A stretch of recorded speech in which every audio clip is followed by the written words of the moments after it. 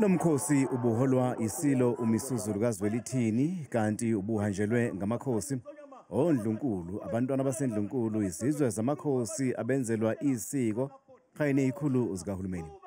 Mahlanu amakhosi abeyingxenye yokuhlambulula ihlalo kanti kuwona kukhona inkosi uPVN Ntombela kaMhlabunzima.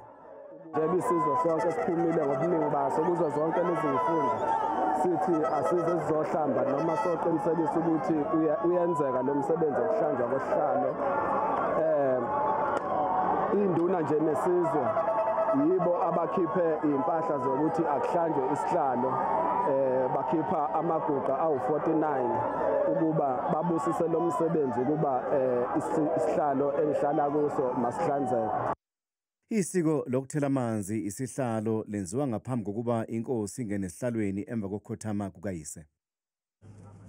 Lo msebenzi ke njengoba sechazile umntwana wakwaMandlakazi ongumphathi wohlelo awuqali namhlanje, kodwa kunethimba labantwana eliphumile lahamba liyohlonza ukuthi lamakhosi azothela amanzi ayiwoyini ngempela, kungafika abantu abangaqondene bethi bazothela amanzi. Ngunomnyama bayetha. Sibonga kulomkhosi isilo uMisuzulu kaZwelithini sicizelele ukubaluleka kwamakhosi akwamthethwa ekubunjweni ke kobukhosi bakwaZulu.